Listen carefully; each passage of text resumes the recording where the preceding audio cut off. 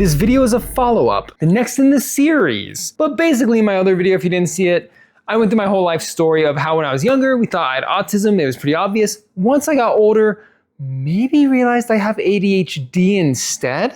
So we went to go see a doctor and we started figuring this out. Only after 28 years, now that I have a family, yay.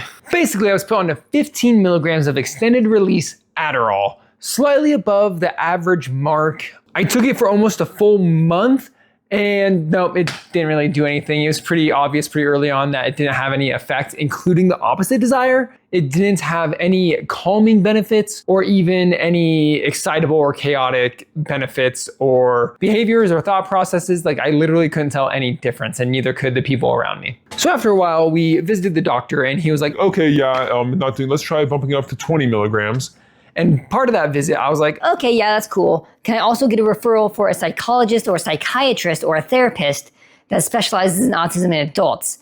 Because they're really hard to find. Because for some reason, once you become an adult, you're not allowed to have autism anymore, and no one knows. And it's like so hard to find. So I don't know. You grow up and they're like, okay, TISM card revoked. No more for you. You're normal now.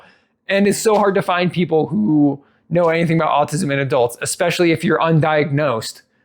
Like it's insane. I don't know what to do. I don't know. It's just that's what it is. So I asked for a referral.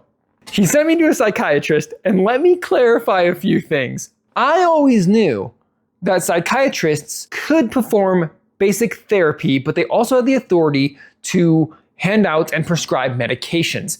Now, I did not know that that was their primary job, and that they tend to avoid active therapy unless they're working with a patient with medication. I didn't realize that. This is a perfect example of how my neurodivergent way of thinking led to a misunderstanding with a doctor. In my mind, I was like, yeah, I'll get help. I'll get diagnosed with autism. He'll be my therapist. He'll be great. And in the doctor's mind, he's like, okay, yeah, so we'll send you to a psychologist. He'll be able to help you with your ADHD side of things, and it'll be great, yeah. And so each person thought we knew what the other was saying, so everyone was happy. That happens quite a bit, actually. It's really frustrating. So here I am, meeting with my psychologist guy, and we're, sorry, I tried to be funny. I originally wrote psychic guy, but I know it's a psychiatrist. I love it. I'm telling him my life story. It's our first time meeting, all this stuff. We have about an hour and a half to discuss, and so he can understand me.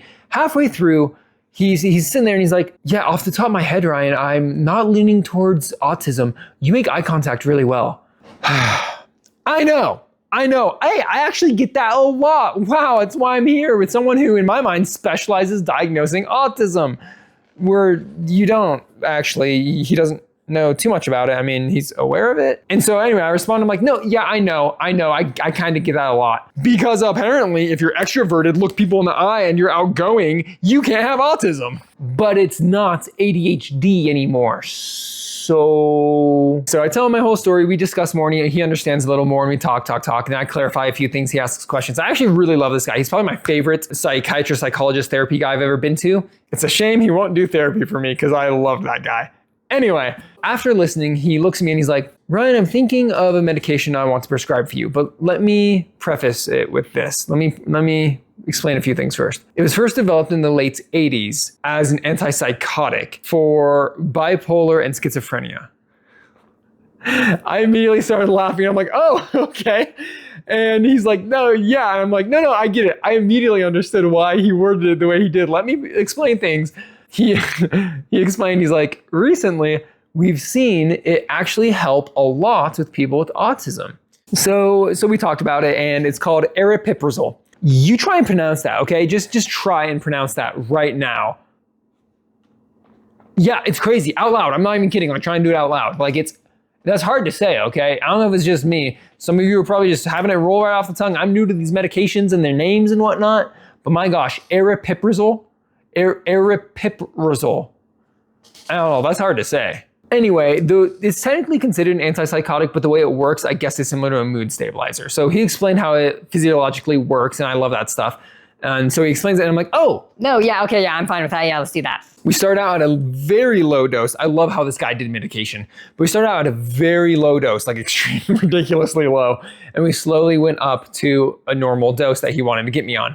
I didn't notice anything with that one either. I didn't take it for very long, just over a week. But he said it should have been pretty obvious. I didn't notice anything, but I did realize a few things. I realized I don't want medication. I feel like I'm capable enough. Like, I have some things I struggle with, but I feel like me understanding the way I think and how I process information would be way more beneficial and of more help than trying to force my chemical processes to do something specific. And don't get me wrong, medication can be good for certain people. It helped me in the past. It literally saved my life. But I don't want to be reliant on it. And again, I feel like I don't need it. I'd much rather have therapy and learn techniques and benefits. Honestly, the more I learn about autism and ADHD, it's kind of like a freaking superpower, honestly. It's amazing. My wife recently shared a subreddit post with me that talked about how autistic people are so kind and amazing and creative,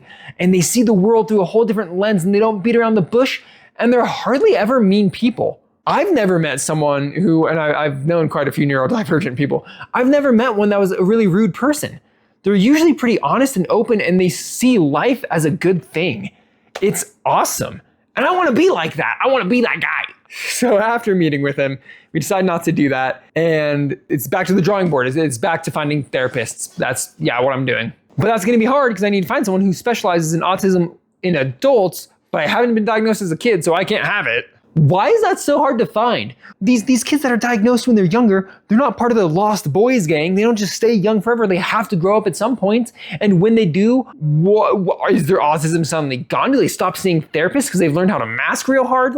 I don't know why it's so hard, but if I knew why, I wouldn't be in this situation. So it's understandable. I get it. I'm obviously a little lost as to what to do, but I do know I need to find a therapist. Now, this last part, I want to say seriously, and I mean that. I don't want to just say it because everyone does. I want to hear your experiences. I genuinely do. Please comment. And I'm not saying that for the stupid algorithm. I'm not saying that to see numbers go up on my studio app or whatever. I genuinely love spending time in the comment section. Almost every video I watch, whether it's gaming or engineering or invention or art or music, I go to the comment section. I just love the interaction there, the community. I like hearing from people and seeing them as real people. So go ahead, you can roast me, you can cry for me, sympathize with me. You can share your obsessions and how they helped you find help. I don't know what it is. I just want to know, did you go through this journey? Is this journey normal? No, I don't have an outro. It's just that.